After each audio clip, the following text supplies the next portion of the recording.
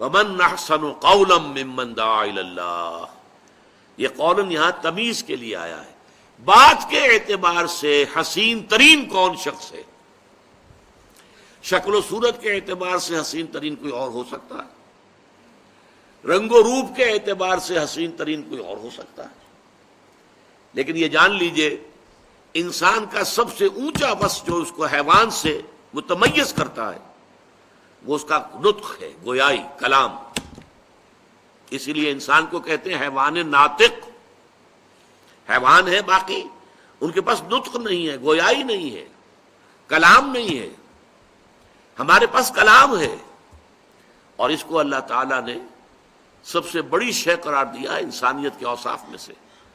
الرحمن علم القرآن خلق الانسان علمہ البیان، یہ بیان جو ہے یہ گویا کہ انسان کی سب سے بڑی صلاحیت ہے۔ ورنہ دیکھنا، ہم دیکھتے ہیں، حیوانات ہم سے زیادہ دیکھتے ہیں۔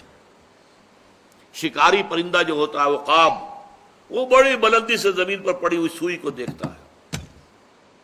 ایسے حیوانات اور پرندے موجود ہیں جو اندھیرے میں دیکھتے ہیں۔ ہماری بینائی تو ختم ہو گئی، روشنی ختم ہو جائے ہماری بینائی بھی خلاص، دیکھ ہی نہیں سکتے۔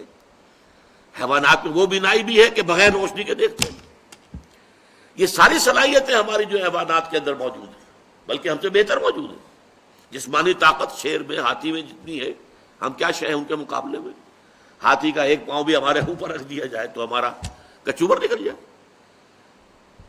لیکن ایک شے جو اللہ نے ہمیں دی ہے عقل، اور ایک اسی لیے انسان کو حیوان عاقل بھی کہتے ہیں، اور دوسری شے جو دی ہے وہ نطق، گویائی۔